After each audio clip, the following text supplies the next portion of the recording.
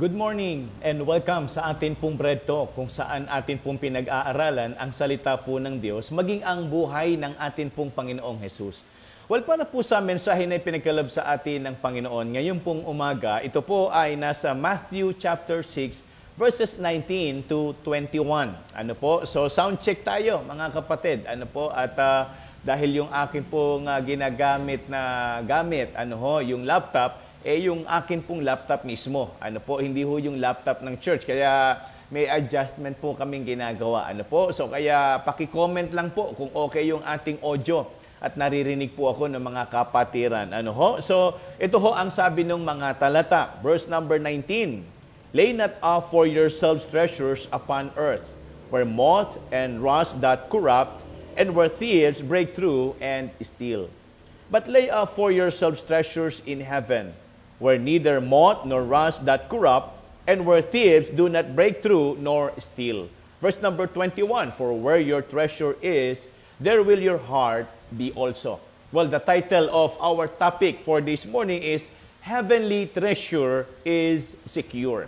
So, pag pinag-usapan ho natin, mga kapatid, ay kayamanan, kadalasan, ang unang-unang naiisip natin ay yung kayamanan dito po sa lupa. Kung paanong tayo po ay nagkakaroon ng marangyang buhay, tayo po ay nakapagpupundar ng mga kagamitan, kagaya ng bahay, sasakyan, at kung ano pa man. So mga kapatid, ngayon pong umaga, nais tayong turuan ng Panginoon kung ano po ba talaga ang dapat natin pwedeng ituring, na masasabi nating totoo at tunay na kayamanan. Kaya nga, dinifferentiate po ng mga talatang binasa natin kanina, yung kayamanan po ng lupa, dito ho sa lupa, mga kapatid, kayamanan na nasisira, nauubos o kaya nananakaw. Pero yung kayamanan po na iniipon natin sa langit, mga kapatid, ito po ay pangwalang hanggan. Uulitin ko po, yung kayamanan na iniipon or iniimpok natin sa langit ay kayamanan na pangwalang hanggan. Na kung tutuusin, dito pa lamang sa lupa, pwede na ho nating ma-enjoy at pagdating pa ho natin sa kabilang buhay, mga kapatid, mas lalo ho nating ma-enjoy yung katumbas ng atin po mga ginawa sa harapan po ng Panginoon. Kung paanong tayo po ay nagbigay, kung paano pong tayo ay naglingkod, kung paanong tayo po ay nagbigay ng ating lakas at sarili para po sa gawain ng Panginoon. Alin man po doon, mga kapatid, tiyak ko po, na yan paraan para tayo makapag-ipon ng treasure sa kalangitan. Pero maganda alamin ho natin, mga kapatid, the issue is not that earthly treasure are basically bad. Hindi naman ho sinasabi ng Bible o ng Panginoon mismo na yung kayamanan na tinuturing natin dito po sa lupa talagang likas na masama. Yun nga lang mga kapatid, kung paano yan nagiging masama at hindi po nauukol para sa atin kapag yung atin pong buhay ay nakafocus na. But they are of no ultimate value neither. Or either, So sa madalit salita, kung titignan natin, mga kapatid, masarap na tayo po ay mayroong kayamanan dito po sa lupa. Pero pakinggan natin ang sabi ng Panginoon. Jesus does not say it is wrong to possess earthly possession or treasure. He does say it is wrong to lay it up for self. We are to hold it as a steward. So, sa madalit salita, ang tama, ang kalooban ng Panginoon, kung tayo man mayroon at pinagkalooban at pinahintulutan ng Diyos na magkaroon po ng masasabi nating kayamanan dito ho sa lupa, ang tama, tayo po ay katiwala lamang yan. At kung tutuusin, maganda ho yung sinabi ni Apostle Paul kay Timothy. Tignan po ninyo, in 1 Timothy chapter 6 and verse number 6, ito ho yung sabi, but godliness with contentment is great gain. So, ibig sabihin, ang tama, mabuti tayong katiwala. Pangalawa, tayo po ay masapatan sa kung ano po yung ibinibigay at ipinapahintulot ng Panginoon na magkaroon tayo. Para bang, in short, in everything, give thanks. So, kapag yan ay galing sa langit, maituturing po natin yung blessing. Maliit man yan o malaki, naniniwala po ako mga kapatid, yan po ay pagpapala. Basta't galing po sa Panginoon, tiyak natin na yan ay regalo o bigay ng langit, mga kapatid, yan po ay blessing. Ngayon, ano pong tinuturo sa atin? Matutuho tayong maging kontento. Matutuho tayong magpasalamat. matutuho tayong masapatan sa kung ano po yung ibinibigay sa atin ng Panginoon. Dahil naniniwala po ako, hindi pwedeng magkamali ang Diyos sa sino man po sa atin kung paano ang ibinibigay niya o tinutugunan niya yung ating mga pangangailangan at yung mga pagpapala na para po sa bawat isa. Hindi ho pwedeng mag-rumble-rumble yan eh. Kung paano kayo nagtatapat, yan ho ang kapalit niyan, mga kapatid. Kung ano yung meron tayo, yun po ang nararapat para sa atin. Kung paano tayo naglilingkod, kung paano tayo nagsasakripisyo, kung paano tayo tumutupad sa mga kautusan ng Panginoon at paano tayo sumusunod, mga kapatid, masasalamin natin yan sa mga bagay na meron tayo sa atin pong mga buhay. Kasi sabi ho ng Bible, a faithful man shall abound with blessing. Kaya nga mga kapatid, ito ho ang magandang pag-aralan natin dito ho sa ating mga talatang binasa. Number 1, the wisdom about treasure. So, kumbaga, binibigyan tayo ng tamang pananaw, kaisipan ng Panginoon kung ano ang dapat nating piliin. Ano ho? Na kung pag-uusapan kayamanan, uulitin ko po, hindi sinasabi ng Diyos na masama ang kayamanan. Hindi sinasabi ng Panginoon na bawal sa atin ang yumaman. Kundi, ang sinasabi lang ho ng Panginoon, magkaroon tayo ng magandang panukatan.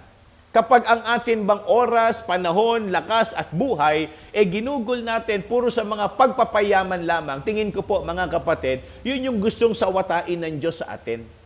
Hindi ho masama ang yumaman. Lahat tayo gusto natin yan. Ako po, gusto kong magkaroon ng mga bagay na meron sa mundo. Gusto ko po magkaroon ng karangyaan. Gusto ko po magkaroon ng kayamanan. Pero hindi ko pwedeng ipilit ang isang bagay na hindi naman talaga iniukol ng Diyos para sa akin.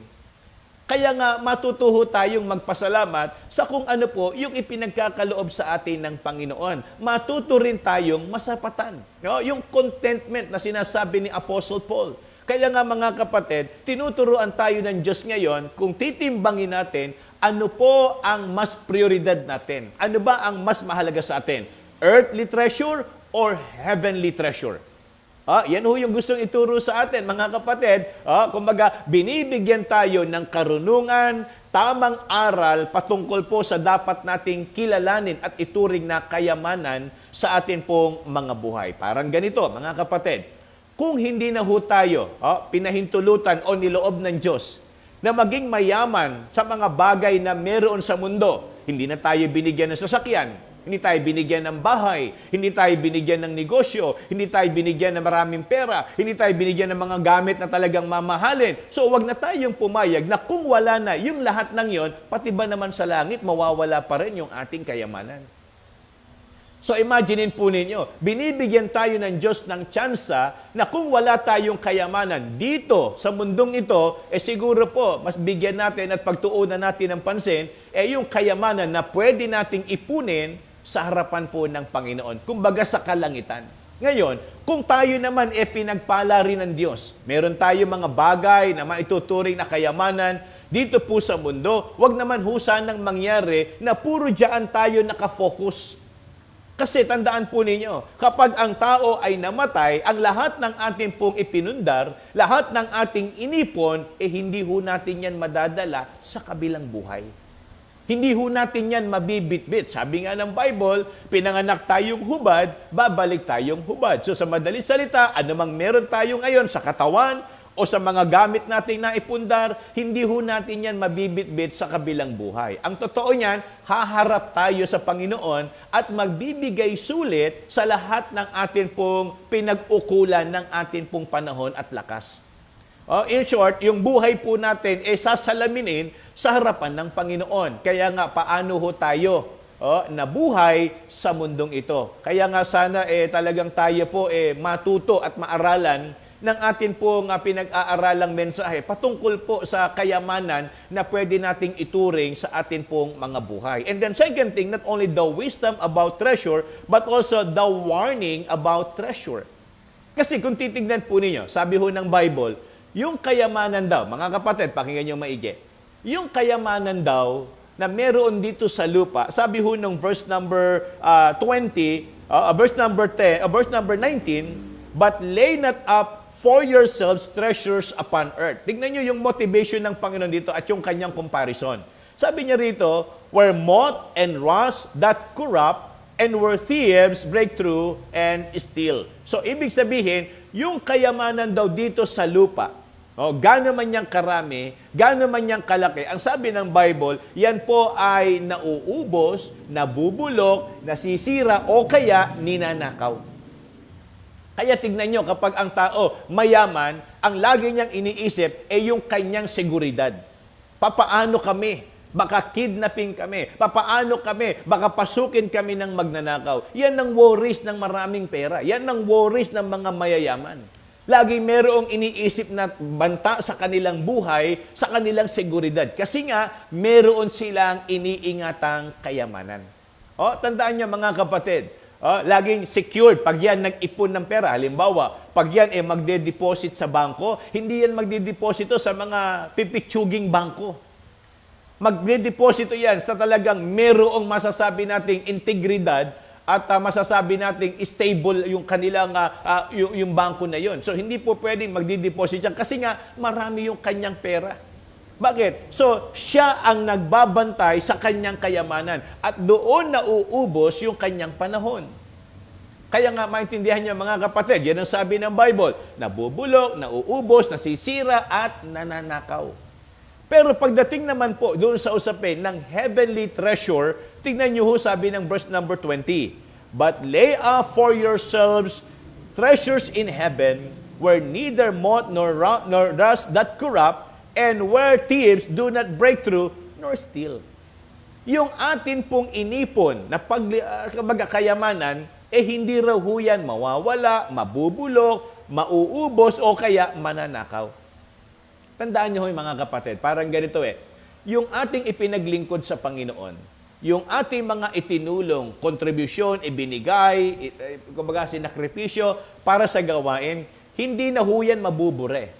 Hindi na ho yan mawawala. Hindi na po yan masasayang. Sapagkat ang sabi ho ng Bible, your labor is not in vain in the Lord. Kumbaga, pagdamutan nyo na ho itong aking sasabihin, wag nyo sana mapagkamalian. Alam nyo ho, simula nung kami gumawa dito po sa church, simula nung Monday hanggang ngayon pong Biyernes, alam nyo ho, hindi kami iniwan ni Brother Ronnie.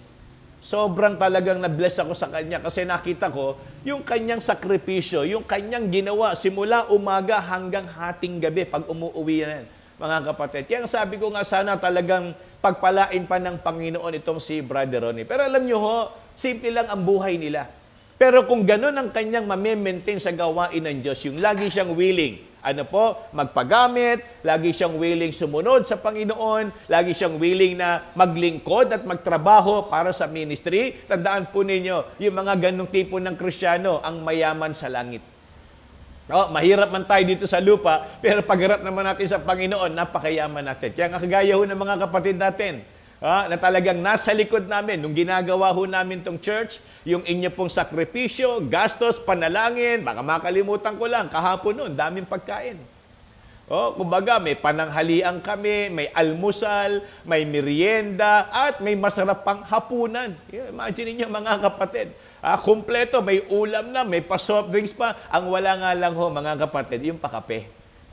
So kaya puyat na ho kami, inabot kami ng hating gabi o madaling araw bago ho matapos yung aming mga ginagawa rito. Kaya nga mga kapatid, naniniwala po ako na ito ho yung gustong makita ng Panginoon sa buhay po natin. Paano ba tayo naglilingkod? Kaya nga ang paalala sa atin ng Panginoon, kapag doon tayo nakafocus sa kayamanan natin sa lupa, mga kapatid, pati yung ating attention doon nakafocus din. Yung oras natin, yung puso natin. Kaya nga sabi ng verse number 21 for where your treasure is, kung nasaan daw ang kayamanan mo, nandun din ang puso mo. Kaya nga mga kapatid, kung ang kayamanan natin ay ang Panginoon, kung ang kayamanan natin ay yung church, kung ang kayamanan natin ay yung gawain, sisiguraduhin ko po sa inyo, hindi mawawala sa isipan ninyo ang Panginoon. Hindi mawawala sa isipan ninyo ang church. Hindi mawawala sa isipan ninyo ang paglilingkod. Kaya nga, ang paalala ng Panginoon, ulitin ko po, hindi masama ang yumaman, pero kung ang ating buhay ay puro doon lamang, tingin ko po mga kapatid, sabi nga ng Bible, man shall not live by bread alone. Hindi pwedeng puro sa tinapay. Hindi pwedeng puro sa pagpapayaman. Kailangan din natin ng salita po ng Panginoon. Kaya nga yan ho yung pangalawa. And last but not the least, here we can see the word of treasure. Ano ba talaga, kung titimbangin natin, ano ba ang mas mahalaga para sa atin? Alam nyo, madedetermine yan kung saan ho natin ginagamit yung buhay natin. Kung saan natin ginugugol yung ating lakas, yung ating sarili, at kung paano ho tayo nagpapagamit sa Panginoon. Kaya nga mga kapatid, ito ho yung atin pong paglulundo. Sabi ho ng 1 Timothy chapter 6 verse number 10, "For the love of money is the root of all evil." Listen carefully, brethren.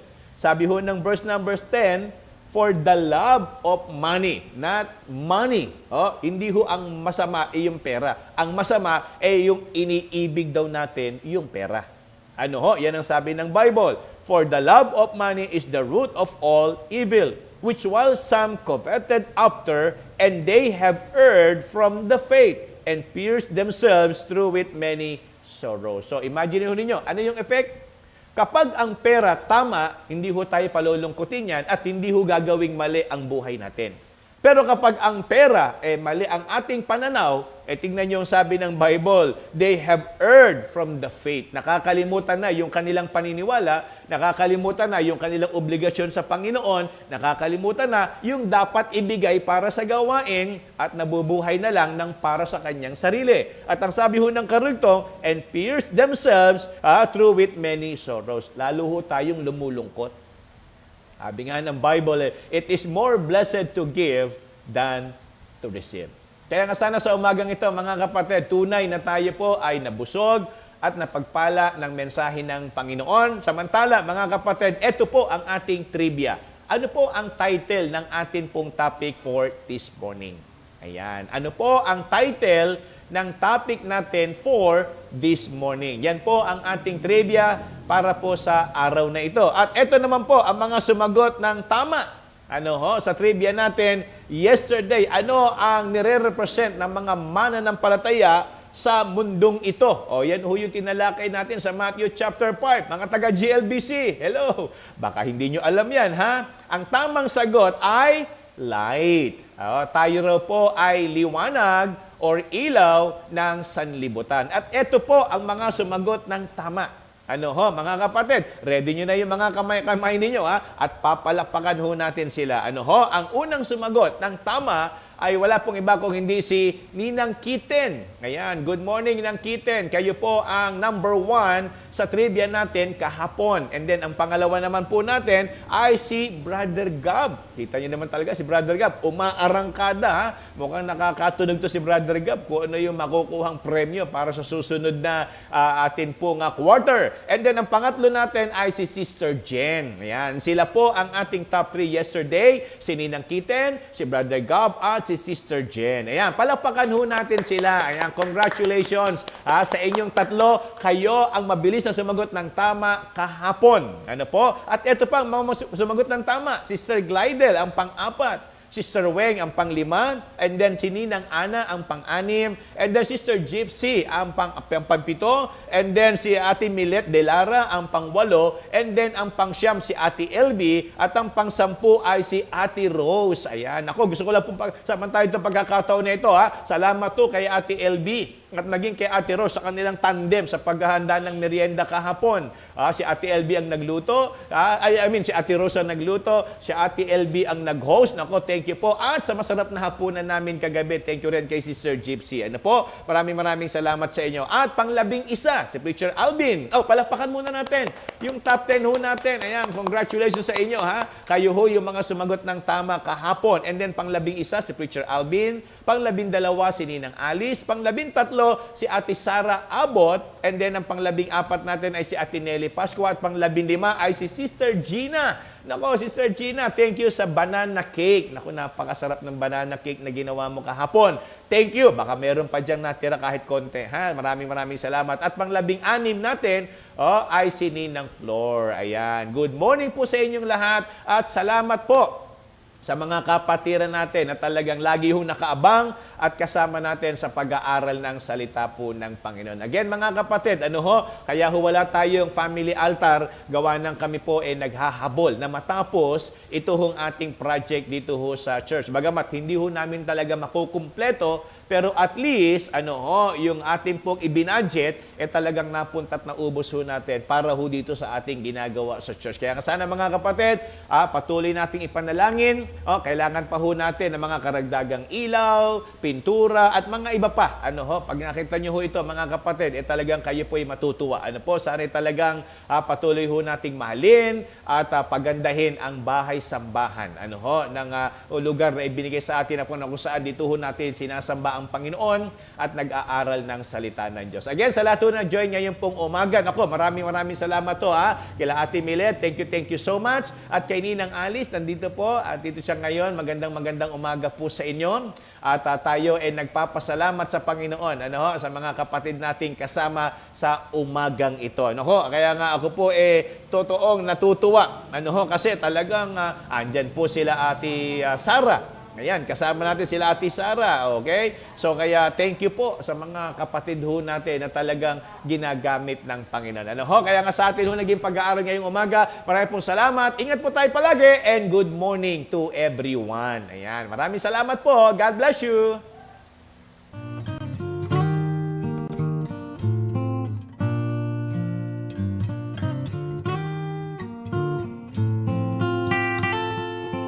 Father of lights, giver of gifts, there is no shadow in you.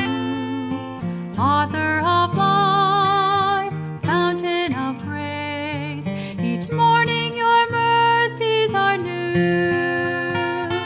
And you never change, and you never lie. Age to age you are the same. I will trust in you, all your faithfulness, for I know you never change. Father of love, source of all good, tower of strength and my shield. When you gave your Son for those who rebel, your love for the world was revealed. And you never change, and you never lie. Age to age you are the same. I will trust in you, all your faithfulness, for I know you never change.